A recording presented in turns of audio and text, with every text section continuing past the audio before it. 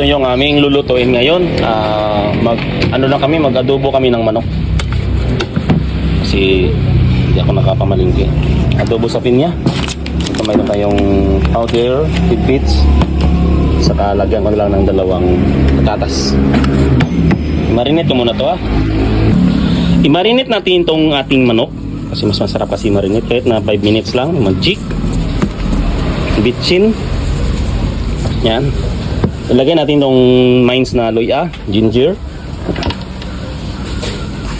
May gloves na ako kasi nagpapasalamat talaga ako doon sa mga baser ko sa YouTube.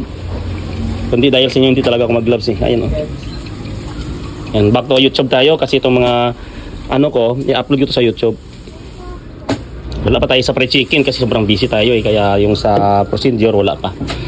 Tapos maglagay tayo ng patis sa Bisaya, tuyo sa Tagalog, silver swan. Yan, huwag natin ubusin. Saka anting-anting namin dito na pinakurat. Sukang niyog to Yan, ganun madami. So maliit tong ating lagayan, ilipat ko lang. Ayan na. Medyo malaki na yung ginagayan natin. Atin na tong imas-imasin para manuot yung yung lasa. Pero kung gusto mo talaga nagmamadali ka, yung nagmamarinate kayo, lagyan niyo siya ng mantika in the seconds lang. Pasok sa loob yung lasa niya. Yan. Marinate ko lang to mga 3 minutes. Gisa na natin yung mga lamas niya, luya, bawang, saka bombay. Bigay tayo ng paminta, police. Tapos magic. Yan.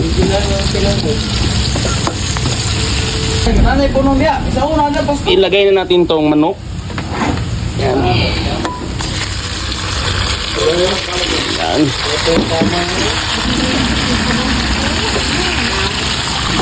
Yung kanyang minarinate, mamaya na natin lagay ito. Kasi ito magsasabaw po ito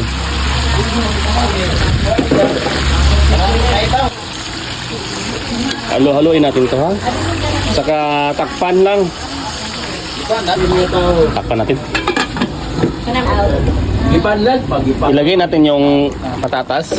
Kalimutan ko kanya ilagay ba? Okay lang. Yan. Pag medyo matuyo-tuyo na yung sabaw niya, ilagay natin yung kanyang minarinitan. Ang palasa. Dito, ilagay na natin yung kanyang pinagmarinitan. Antay lang natin medyo matuyo-tuyo na siya. Tapos mamaya pag medyo matuyo na, lagyan natin yung tidbits at saka yung pineapple na powder. Malapit na yata ito ayun, malapit na nga. Malapit sa katotohanan. Luto na talaga siya.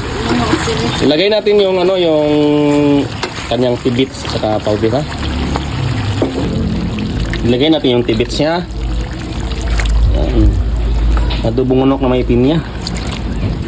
Tapos maglagay pa tayo ng pinya pa rin. Powder nga lang. Kunti lang siya. Kasi matapang yung lasa ng powder.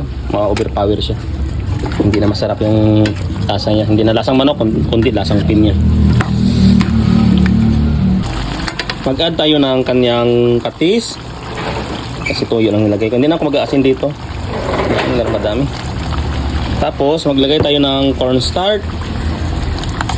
Kunti lang cornstarch yan. Yan, ganun. Saka maglagay ako yung pangpaganda sa paningin. Ilagay natin tong espada. Saka yung pangpaganda sa mata. Yan. Okay na po yung aming adobong manok na sa pinya ng manok with pineapple. Yan. Subukan nyo ang ganitong luto. Okay na to.